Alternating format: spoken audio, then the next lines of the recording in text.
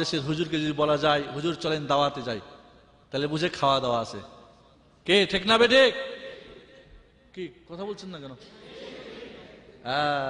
দাওয়াত মানে খাওয়া দাওয়া। তাহলে যেই হুজুররা দাওয়াত মানে খাওয়া দাওয়া বুঝে, ওরা তো পেট আর পকেটের ব্যাপারটাই চিন্তা করবে। আমি বলি আমার দেশের হুজুররা শতকরা 95 জন, শুনেন আমার কথা কিন্তু খুব শক্ত, ভালো করে কানে নেবেন। 95 হুজুর যেটুক দিনের চর্চা করে সবটুক হলো কমার্শিয়াল। আপনাকে জান্নাতে নিয়ে যাওয়ার জন্য না, মানুষকে দিন শিখাবের জন্য না, আল্লাহর তাওহীদ প্রতিষ্ঠা করার জন্য না, শিরক উৎখাত করার জন্য না, সুন্নাত বাস্তবায়নের জন্য না, বেদাত প্রত্যাখ্যানের জন্য না, বরং নিজেদের পেট পকেটের ধান্দার জন্য। মিলাদ পড়ে কেন?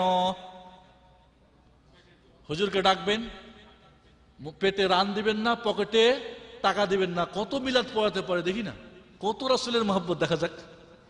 মহব্বতে তেখলে করে উপচে পড়ে, দেখি না কত বড় মহব্বত হুজুরের। আর রাসূলের মহব্বত আপনার চাইতে ওই হুজুর কেবলার তো বেশি হওয়ার কথা, ঠিক না? তো বেশি হলে তো বেশি বেশি করে ওনার বাড়িতে মিলাদ হওয়ার কথা। একদিন মিলাদ হয় না তার বাড়িতে, শুধু মানুষের খায়। কারণ ওখানে মহব্বতের কিছু ব্যাপার নাই, ওখানে হলো পেট আর পকেটের মহব্বত। এই জন্য এক একটা পেট দেখলে মাশাআল্লাহ নাড়ি ভুড়ি অনেক মোটা। আপনারা এখানে অনেক কষ্ট করেন,